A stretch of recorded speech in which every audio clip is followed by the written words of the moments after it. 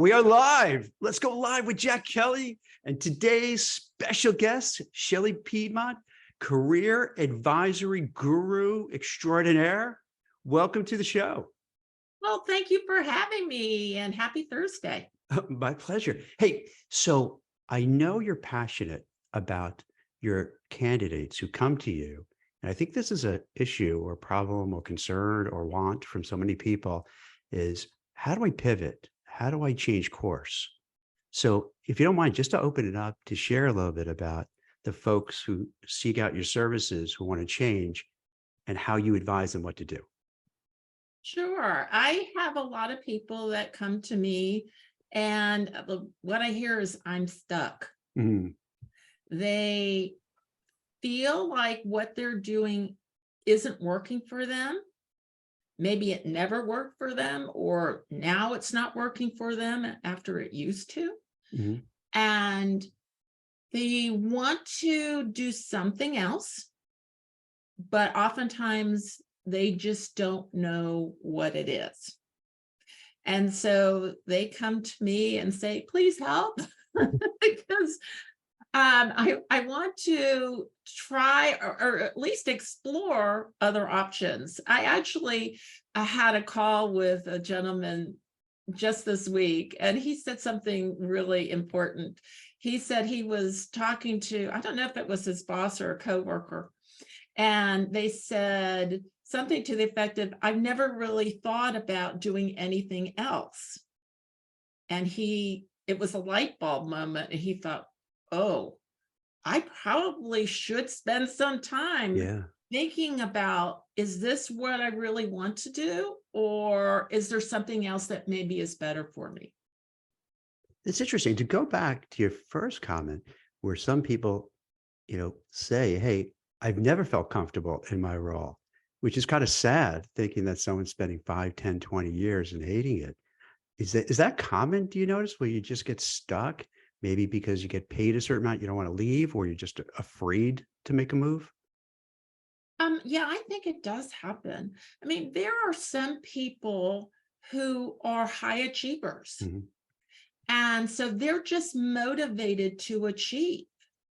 And so even if the job is not a good fit for them, really, they will just work really hard and they will be successful just because they're very motivated to be successful, but they may not be in the right role. I often give an example of people in sales Mhm. that they can, be really good at, going out there and finding business and closing the deals, and they can learn all about all the techniques and incorporate that. But at the end of the day, if you were to, give them a few drinks or some truth serum, they would Yeah. say, oh, I really just dislike doing Yeah. this, So yeah, there are some. Now that you brought it up, that does happen a lot. What I see as a recruiter, where people, let's say you're an attorney, right? And you work so hard through elementary school, middle school, high school, college, law school, get to this, large, prestigious law firm, and you're working crazy hours, but you're making a large amount of money, but they're miserable. They're completely unhappy because they have no life. They're always working. They're always under pressure. And they don't particularly like what they do, but they get caught in this rat race of, okay, and tell me this makes sense. If you see this with your folks, your clients, is that what ends up happening, and I hear this a lot, where it's hard for them to move because they say, Jack, this is like almost a quote that I hear all the time. Jack, my nut, they always use, my nut is this. I have X amount of my mortgage, X amount of this, and they go through all their expenses. And it's like for every dollar they make, they're spending $2. So now to make a change, they're freaked out because like, how do I make this change? Because even though I'm making, 250,000, 300,000, I'm really not even saving any money. Do you see that? And like, that's a real thing, right? Like, how do you break out of that and have the courage to say, I'm going to step out on this, tight wire and take my chances? Yes, that does happen. In fact, I was talking to a finance person, Mhm. excuse me, actually, a financial advisor, I should say. And we were talking a lot about careers and finance. And so she said, I see this all the Mhm. time where somebody has quite a lot of expenses. And so it really ties them down to certain types of professions or work. Um, and we talked a little bit about that. And so one of my thoughts are, we all make choices in our lives.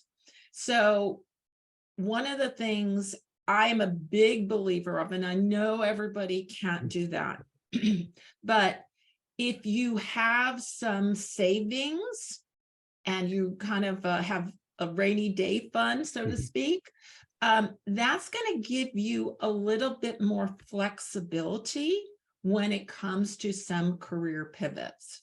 So there's sort of that, the financial part can make that a little bit easier, but obviously for many people, that's a little bit challenging. But if you can, I would definitely do that. The second thing would be, okay, is there other things that you can do to maybe decrease your expenses so that a move would be more practical for you? Okay, so there's a lot of times there are some extras Mhm. in our budgets that are, not needs, but they're wants. So the question then becomes, is your desire for change greater than your want for that particular thing? So there's sort of that calculus going in there. The third part is, don't assume that you necessarily will have to take a pay cut. Okay. So it sort of depends upon what it is you would like to do instead. Okay.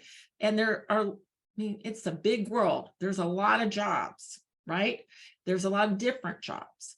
So it may be that you won't even have to take a pay cut. Maybe you would actually make more if you made a transition.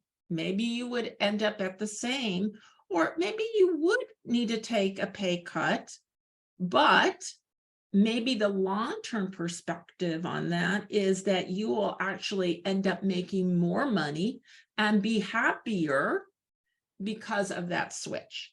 But oftentimes people stop at, this is a sunk cost, my education, everything, and Mhm. therefore I'm not going to even look at the other Right. options because I don't think it's possible. So I would say you first need to do your research to figure out what are the options for you, and then make your decisions based on that.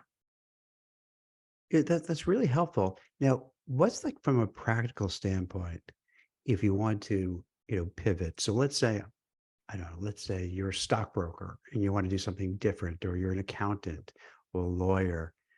How do you then start laying the groundwork of saying, I'm tired of it, I'm depleted.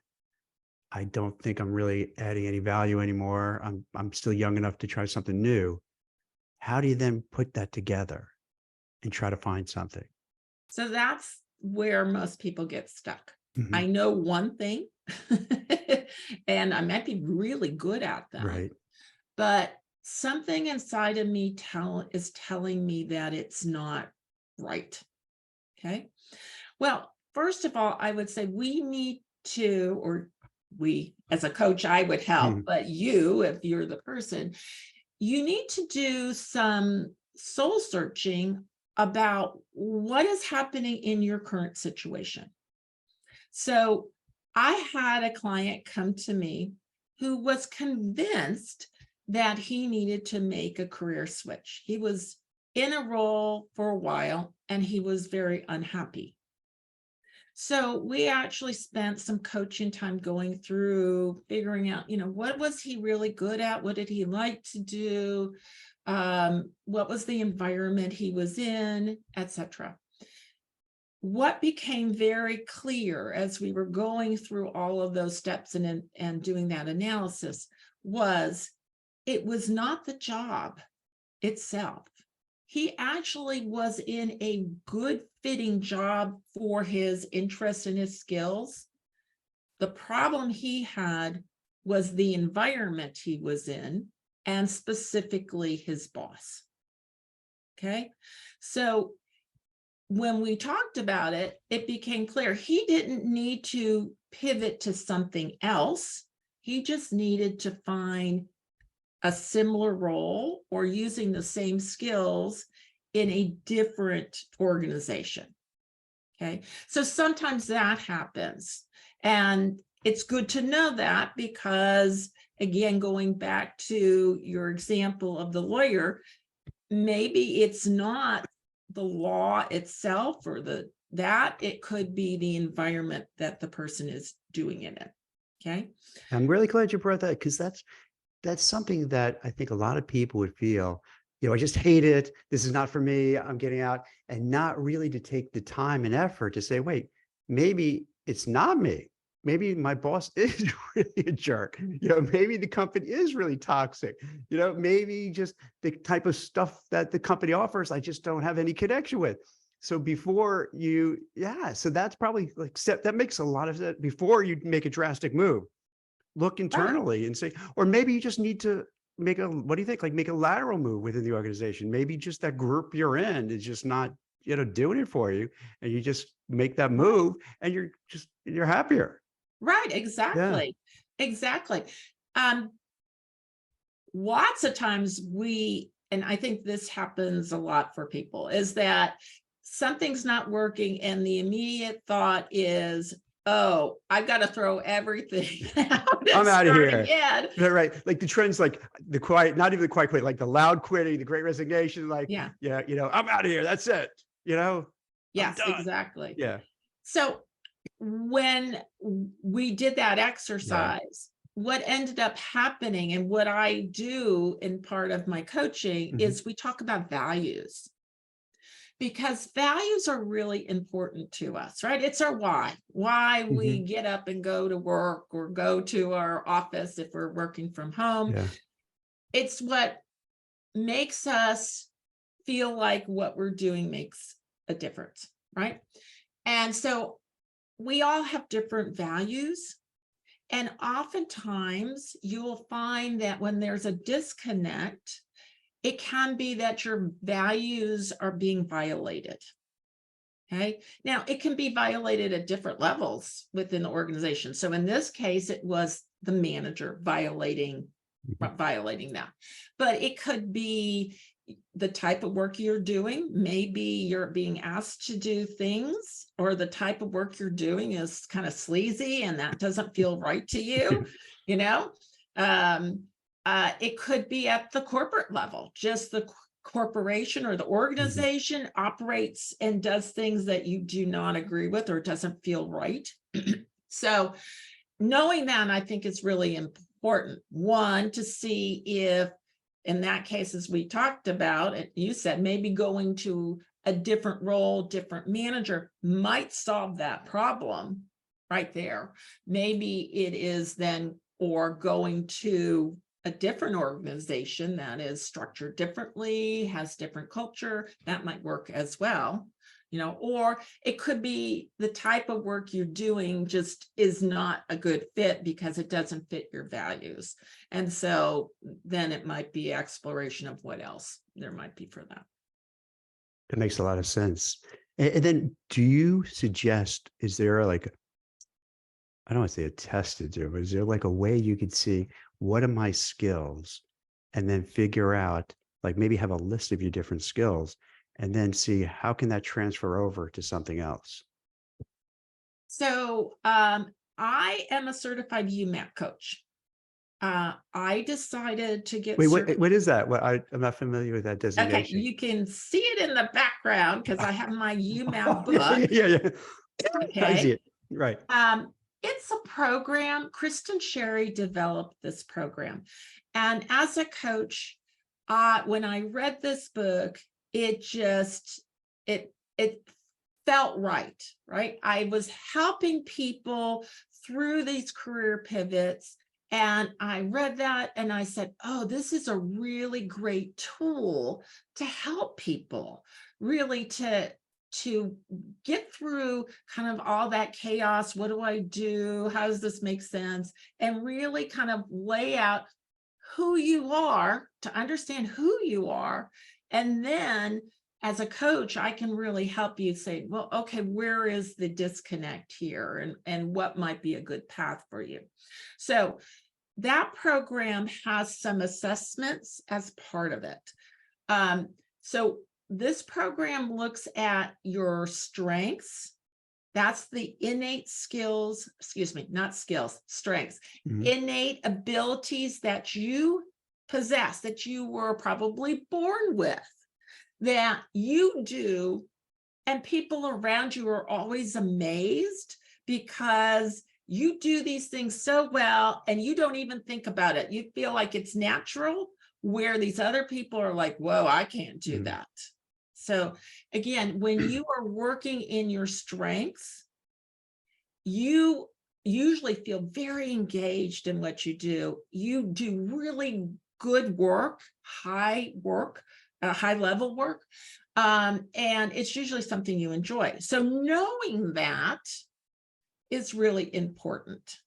Okay. So we use Clifton Strengths to help identify that. Would that be, not to interrupt, but would that be something, just, this might not be a great example, but let's say you're a real estate agent and you're a good real estate agent and you sell a lot of homes, but for whatever reason, you're just burnt out, you don't want to do it.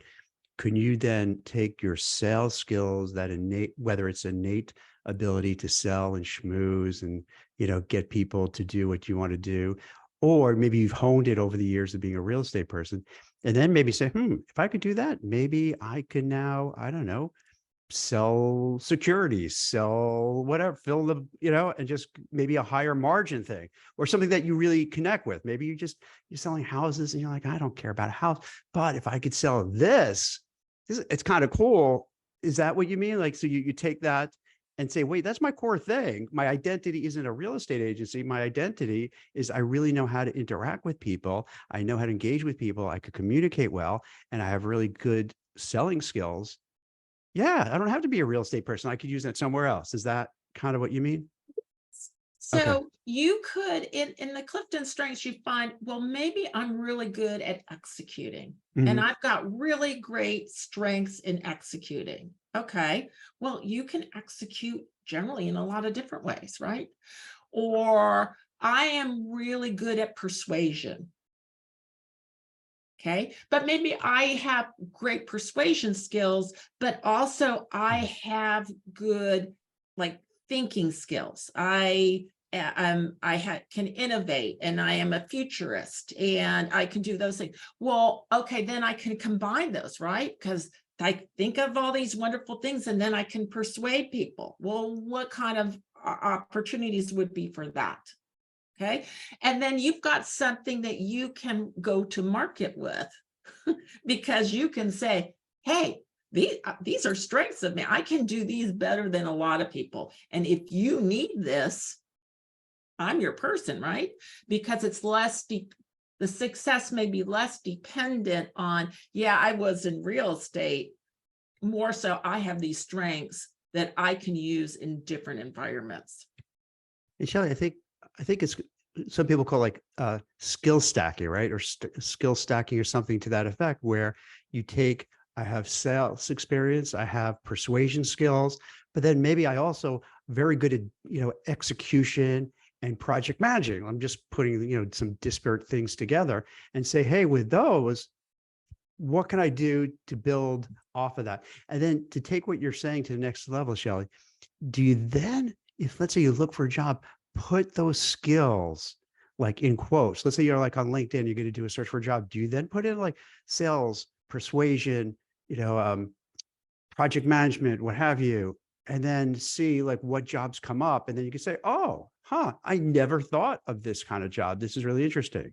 Is that Yes, you okay? actually can do that because then you would be looking for the type of opportunities that are going to be asking for the things Right. that you do well, right?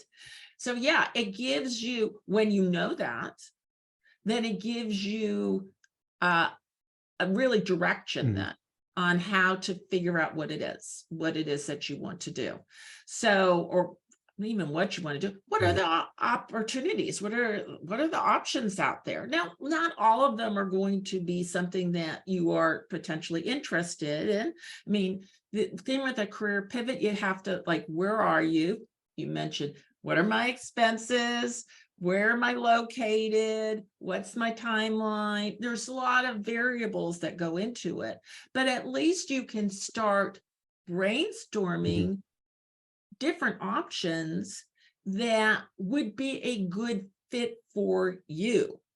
And that's the important thing, because then if you could do those things which you enjoy doing and you're good at, Mhm. then you're probably going to be happier in your roles.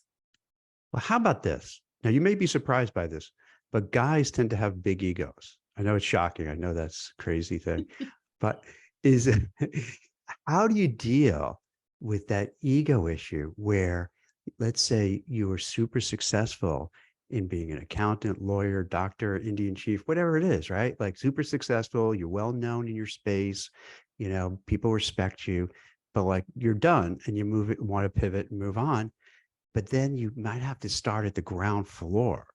And for a lot of people, the mental hit, the ego hit is rough. Like, do you help coach people? Like, how do you brush that off? So that's part of your values, right? Uh-huh. So status, Yes. title, things like that would be And it's part of. real though, right? Because like you go to a party and they say, "Hey, Jack, what are you doing?" "Oh, I'm doing," and like, let's say now this is the new pivot that is like 10 steps lower. And then you're afraid, like, "Oh, okay." And then they would kind of just go to their spouse or whatever. "Oh my God, I think Jack is not doing too well. Like, oh boy." You know what I mean? It's like, come on, this is the real world. So what, like, what do you do? Like to Well, kind of keep your ego in check? I think that when you go back to your values, Mhm. then that's helpful. That's a good Yeah. guide, right? So if you don't have status in your values, then Right. you would that's a good pointing out to say, well, you know what? That's not really what is your why. Yeah. So your why might be I community, or my why might be trust and respect, or whatever it might be for them, meaningful work. So that's really your driver, not these other things. Now, but if I was seeing somebody who said status, that was one of their whys, Mhm. then we would have conversation about it. Okay, so what does that mean for you? Let's talk about it, because status could mean different Right. things for different people. And is that something that is so important to you that you would only take an occupation that has in your mind status? I said, okay, that's you. There's no right or wrong. Right. But then you have to know what's that might limit you in some ways. But if you're okay with that because that's your why, then you work with what you got, right? Yeah. See, I would suggest, I have no data to back this up, but I don't want to be encumbered by facts. So let's put that aside. It seems like a lot of people do seek out companies and jobs, colleges, because it has that, prestige status focus and they crave that, and if you don't have it, you feel like you're like, I don't say a loser, but, less than, where you could be or should be. Well, I would say sometimes that's not the person, Mhm. that's their family and friends. 100%. Absolutely. So Absolutely. that's a push from those people in their lives, and that's their values. But oftentimes it's not the person's values, right? And that's why I love going through the value statement, because then we really kind of can parse that out. But there definitely are people that is their value. And so, okay, if that is their value, then that's their why. So they need to be in the type of roles where they feel that that status is being, nurtured, that they have it. And as I say, nothing wrong with that, but if you only have a limited number of occupations that you feel are of status, Right. then that just limits you. Can we go dial back just for a sec? Because it was very interesting when you mentioned a lot of times the values aren't yours. It's what your parents, family, friends, neighbors, and such put on you and put the pressure on you. And I'm curious what you think about it, but I feel that there's an awful lot of people who relent to that parental pressure, peer pressure, family pressure to do X, whatever it may be, right? And they do it and they hate what they do and they're unhappy what they're doing, but then they make money doing what they're doing and they're trapped and they're miserable. And I don't want to go off like on a tangent again, but I think that's why you have a lot of Americans who are like unhappy because they're doing a job day in, day out that they feel miserable about and they feel pressured to stay and do it because how are people going to think of me if I don't keep doing it? And then you come home to your family and you're cranky and you're ornery and you're upset and you take it out on the kids and your partner, your spouse, right? Am I crazy or that like, is that it? No, you're not Right? crazy. I think a lot of people end up in careers Yeah. two ways, two Yeah. reasons. One is they're pushed. Yeah. You should be a doctor, or you Mm, should be a lawyer, or mhm. you should be this. Okay, so there's an expectation that's associated with that. And so a lot of time, especially when you're young, you don't know any different. It's like, sounds good to me. So you Yeah. kind of go down that path. I find also the other area that ends up happening is people don't know what they want to do. And so they end up, well, especially if they're at the college level, I'll just take a bunch of classes and see what what interests me. And so they end up in a major. And sometimes it's just because they're really good at that, but not necessarily particularly interested in it. And so then they graduate and then they're like, well, what do I do with this major? Okay, well, okay, I got to figure this out. And so sometimes then they go down that route. So they end up in things that really weren't good fit from the beginning. Or another thing happens is first jobs. How do people find first jobs? Oftentimes it's because they put in the application, it sounded good, go and they get this job. And often then that leads them to a path and they get to a point and they're like, well, you know what? I never really liked this job, but I kept on getting promoted. I was getting more money. And so now I'm here and now I'm thinking, oh gosh, I can't do this for another 10, 20, 30 years. That will like kill me. So I think that there's like different ways that happens. I don't think we do a good job in this country and probably other countries as well, in terms of helping people really understand who they are and then thinking about careers that are good fits for that type of person and that skills and those strengths. I don't think we do a good job of that. And so that's why so many people, I think, get stuck. I agree. Think about it. How often things go in trends, right? And it could be where everybody, all your cohorts are going on Wall Street because that's the hot thing. That's a sexy thing now. That's the cool thing. And you don't really know what you want to do, but you see all your friends go in that direction. And you're like, all right, I'm not sure what to do. I'll go along. So you have no connection to it. You don't love it, but like everyone else is doing it. And I don't know what else to do. So I'll go along with it. And then 5 years later, we go to the beginning of the conversation we have is that like, all right, I'm 5, 6, 10 years in, and I never even planned for this.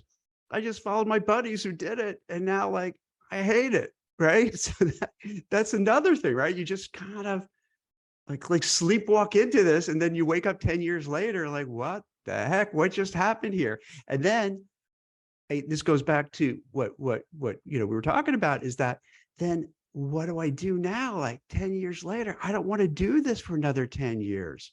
Yeah. I don't think I can take it for another 10 years. So for Right. those people, like, I know I kind of disrupt you a little bit with kind of going down some different directions, but I think that's helpful to kind of give color to different kind of stuff.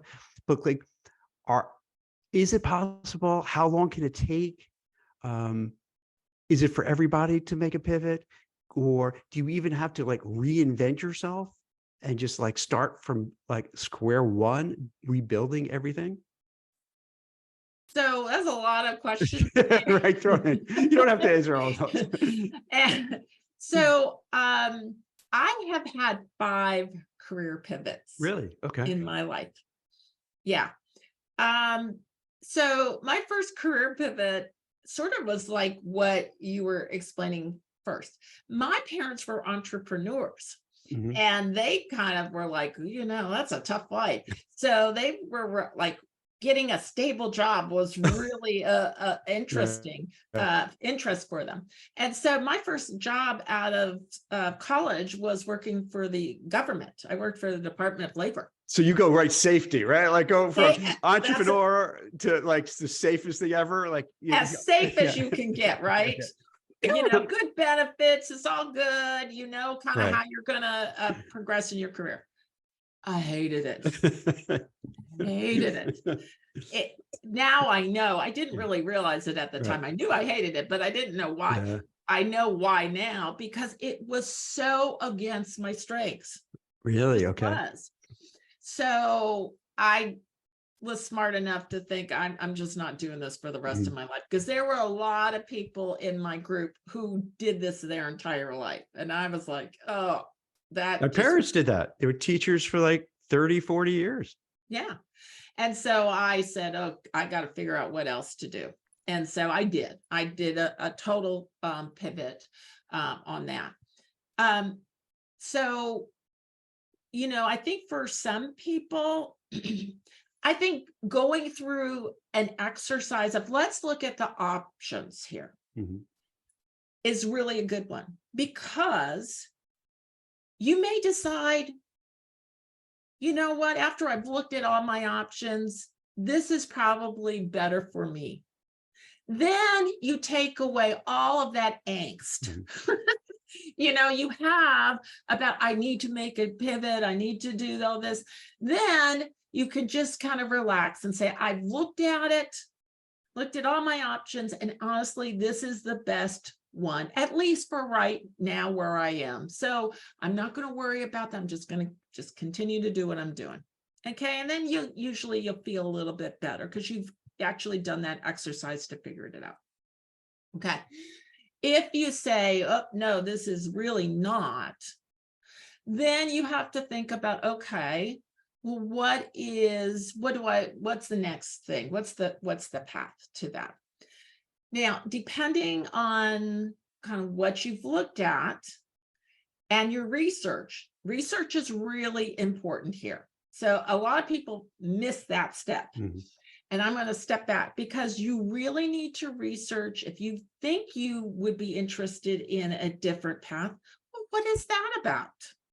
What's the pros? What's the cons? How do people get into these type of roles? And do your research. Then you have the information then to decide, okay, am I willing to do that? Or am I not willing to do that? And it's okay to say, you know what, to do that, I'm going to have to get a master's degree in whatever, and I'm not willing to do that. That's fine. There's not a problem with that. Okay.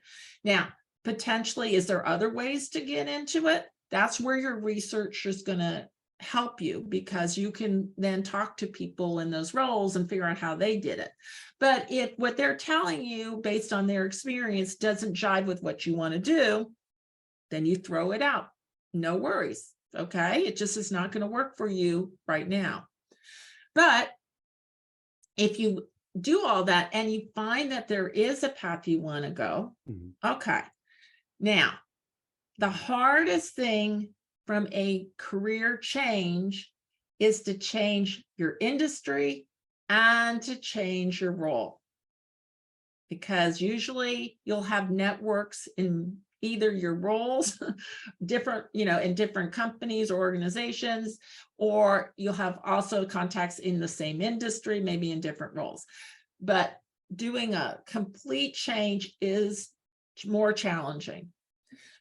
So you have to anticipate it's going to take you a while. This is not something usually, unless you're really lucky, that you can do like really, really quickly, because your traditional ways of getting into the job market and the tools that you would use, like applying online, are really not going to work well for you, because people are looking at, do you have this experience in this role? And you will not have that, but you will have a lot of transferable skills, which actually may end up being more valuable to that organization.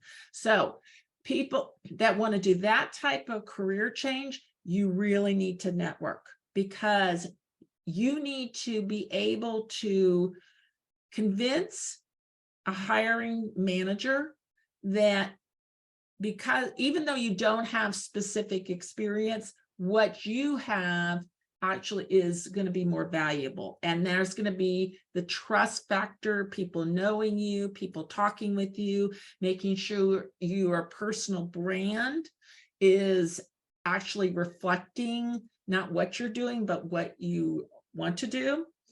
All those need to be taken into account. So I always tell people, you're going to have to pack your patience. It's probably not going to happen overnight, but if you continually work at it, work your network, do the things that you need to do, if you need to get some additional skill sets, that's what it will take. But what's the result? If you can move into that role and that really would be a better fit, that will make your life so much better. Yeah, that makes a lot of sense.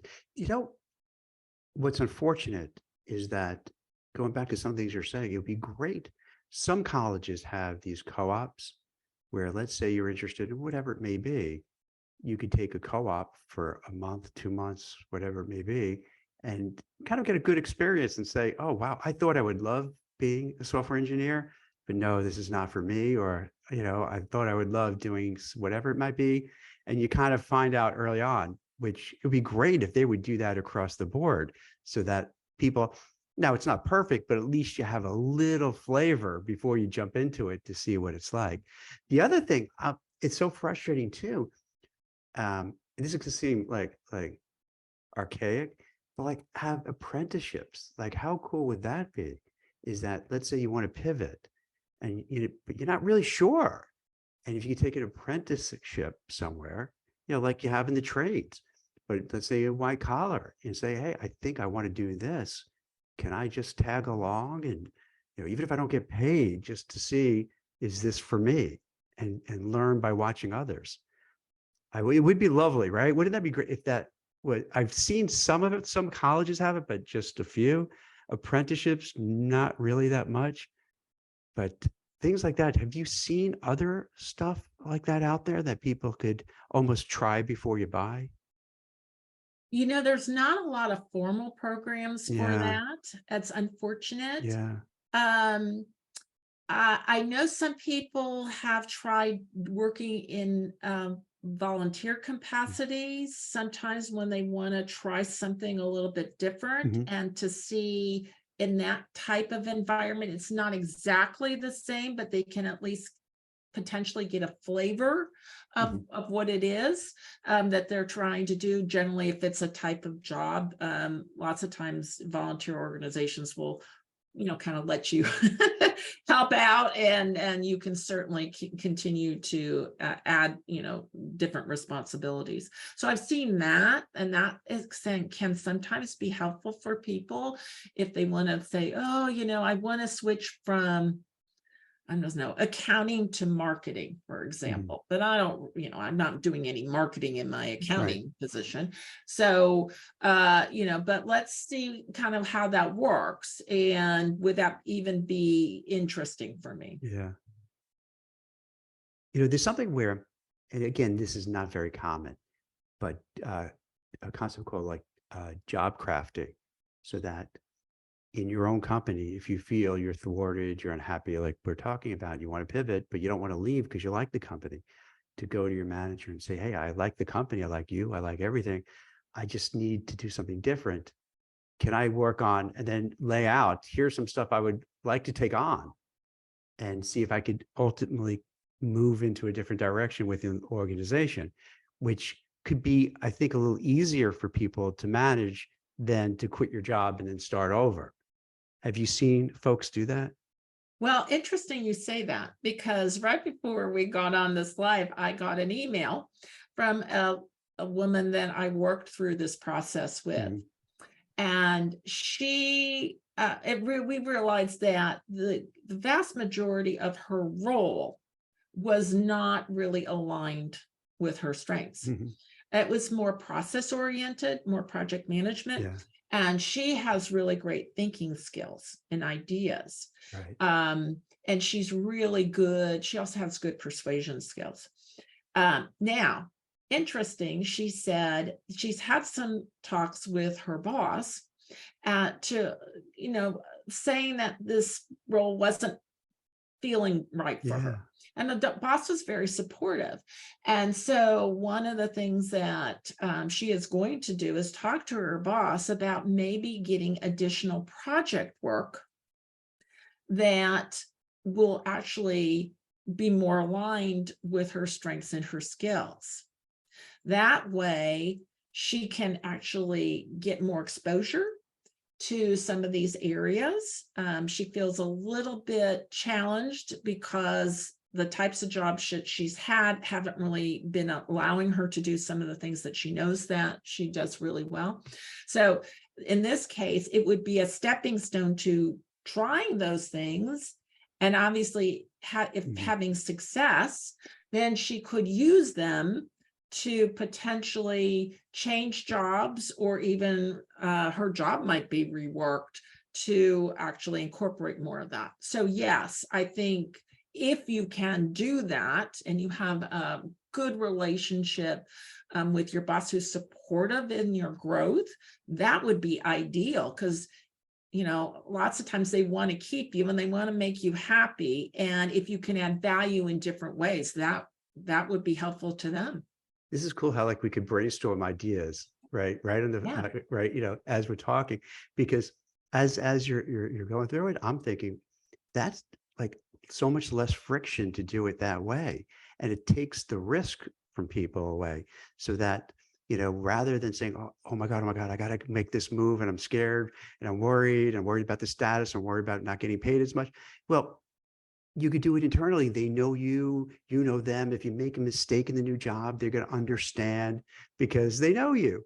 So that I would suggest, I don't, it sounds like you might agree with me, that maybe that could be the first step if you have everything lined up, because maybe you don't have the relationship with the boss. Maybe you don't have, share the values, but assuming you do, that might be the first step to see, because this way you dip your toe in the water and get a feel for it. And then maybe you love it and stay at the company, or you learn all those skills. And then when you're ready to pivot, you already got those skills. It's like a very easy way to a new type of job. Yeah. Good. And the other thing, I was thinking back of what you were saying, and I really appreciate you sharing your story that you've had a number of pivots, because, I was thinking about it, so that to manage expectations from people, it sounds like you've had several pivots, so that maybe the first time you pivot, it works, but then maybe it might take 2 or 3 till you find that right thing, right? Just like a job. You might not get that job right away that you love. It may take a couple of times till you kind of, And I see this in resumes so often, Shelley, where a person might have like a job for like 3, 6 months a year, then another one for 3, 6 months a year, whatever, another, because they just can't find the niche. But then the next 10 years, like just really staying there, growing organically, because now they found it. And then I find it the other way around too. Someone's like 10 years doing something, and then they make moves, and it just takes 2, 3, 4, 5 times to kind of find where they are. Then they do find what they like, and now they're growing within the organization. So for people watching this, tell me if I'm fair and I'm representing what you're saying, or taking a step from what you're saying, is that be prepared. Hopefully you can make that pivot and it works right away. But if not to get discouraged, because it's life, so it doesn't hit right away. Sometimes it takes a few different times. Sometimes you get knocked down, you pick yourself up, you try again until you find it. Is that right? Does that make sense? Yeah. And also, I would say there are seasons in your life. Mm-hmm. So sometimes things will work out in one season of your life, but they don't work out in another season of your life. And that's okay, because we grow. I mean, a job that works well when you're single may not work well for you when you have a spouse and little children. You just have different responsibilities, and your values might change a little bit because of that, and that's okay. So you just take where you are at the time, and yes, you can work it. Right. Now, one of the things that you mentioned, Jack, that I know, because I used to be an HR director. Yeah. And so what I would see a lot is people fleeing a role, not having done this work. They know what they don't want.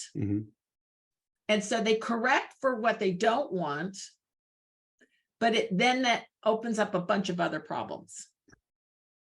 Right. And so they get into this new job, right, and then they're like, 2, 3 months in and going, oh, this is not good, So I always encourage people, if you're feeling this way, don't, your priority should not be, I need to get out of this situation. Right.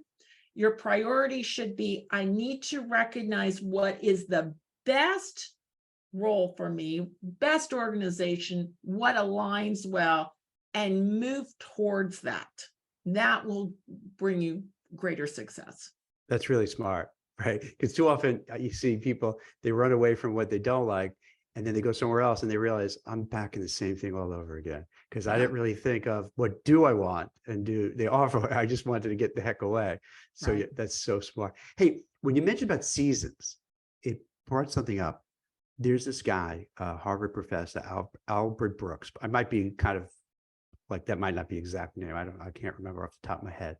And he's the happiness professor over at Harvard, right? And his thing is this: he had a very nice career. I guesstimate he's late 50s, mid to late 50s. And his take is this: hey, I'm at the point in my life now, I feel comfortable with my achievements. And you're not talking about a billionaire person or anything like that. Just did fairly well.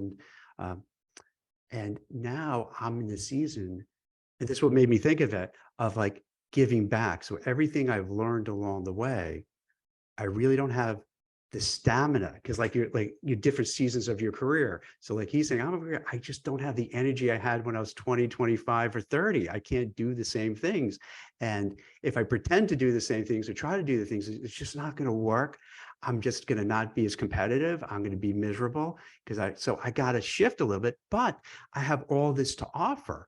I have, and then like he would list like all the things he's done and how he could share that with other people through writing, through podcasts, through TED Talks, what have you. And so he reinvented himself and pivoted to say, all right, I can't do all the stuff I did before when I was this hard charging corporate guy, but now I can through teaching, through lecturing, through writing, through podcasts.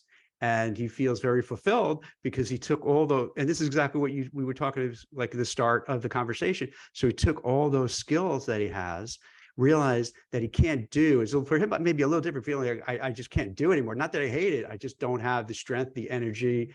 And I'm at a certain age, so I could understand that. I feel that. So, then but I could take all that and do something else and really provide value to people and still have a career that I enjoy.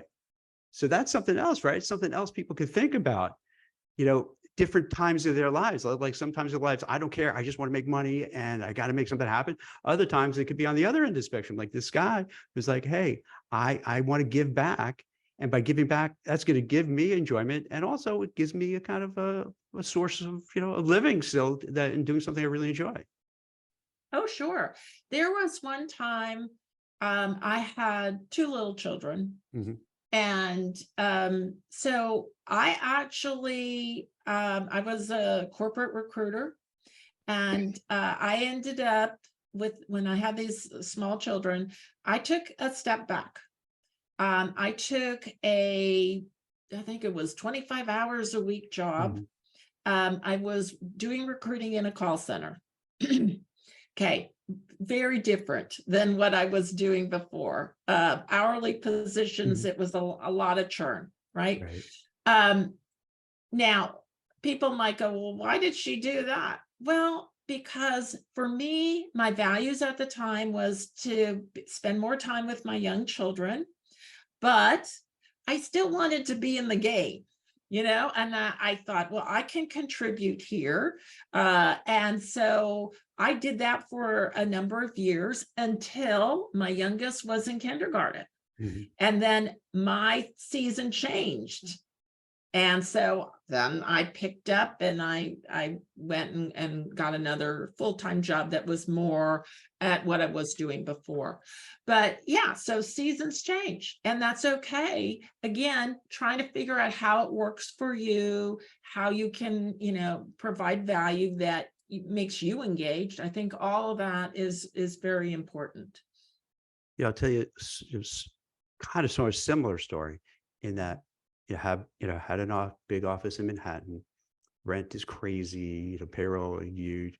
And, from starting up a business, I've been doing it 20 plus years, from starting a business, running it, it consumes everything. Your parents were entrepreneurs, so you could appreciate this. It's like, that's it. That's your life. You know what I mean? Like, that's your other kid. That's you don't want to admit it that way, but it is like that business is your other baby, your other child. And you put so much time and effort into it. And literally and figuratively, there was a sign in my neighborhood. We were driving somewhere with my son, Jake.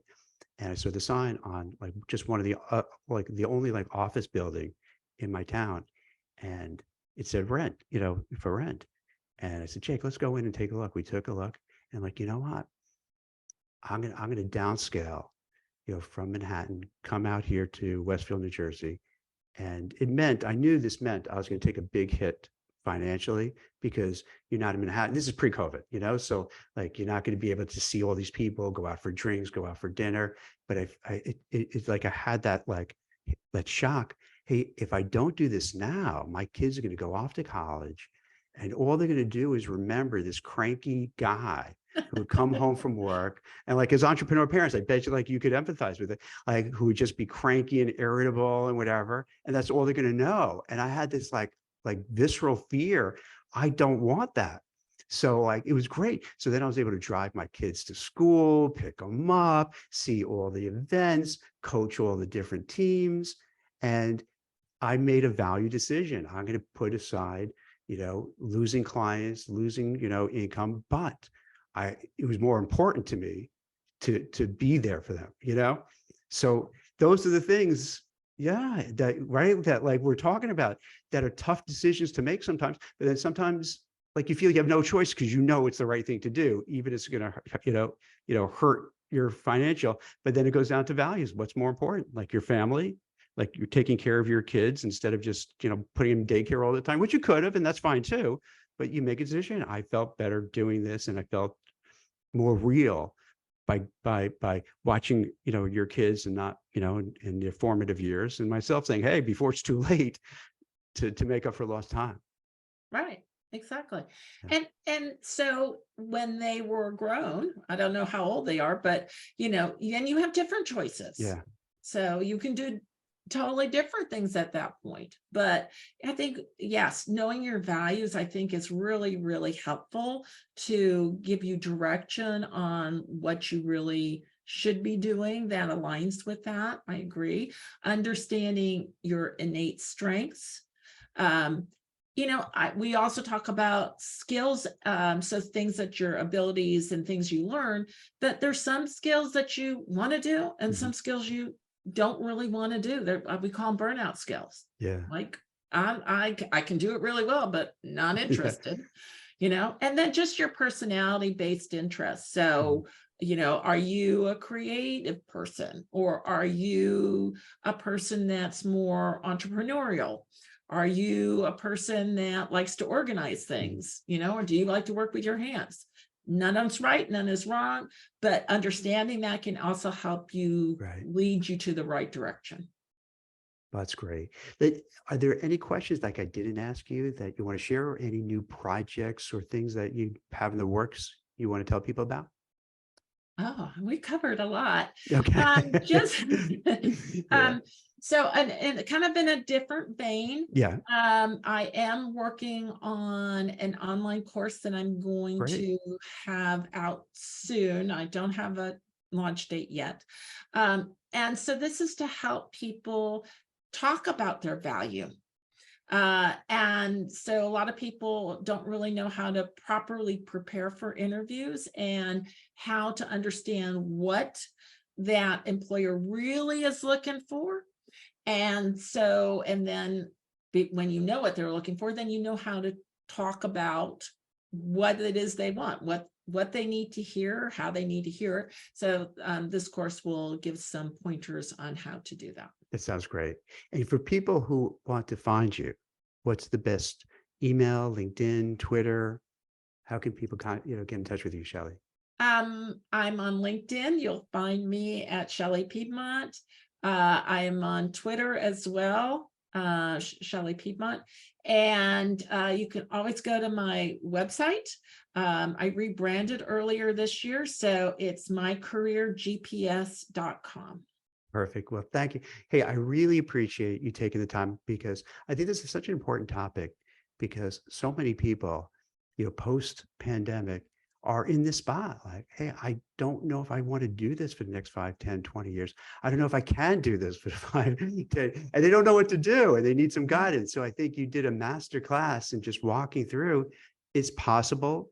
Here's what you can do, and you gave actionable advice step by step what to do, despite my interrupting with like my little dopey stories and tangents, but you're able to lay out what they need to do and how to do it. So I think this is going to help a lot of people who are watching now, but then also as we replay it and repost it and more people see it, I think for a lot of folks who are struggling, this is going to give them some answers. So I really appreciate it. I think you're going to help a lot of folks, Shelley. So thanks so much. Oh, you're very Thank you. welcome. It was a pleasure. Oh, my pleasure. Thank you. Okay. Okay. Bye. Bye, everyone. Thanks.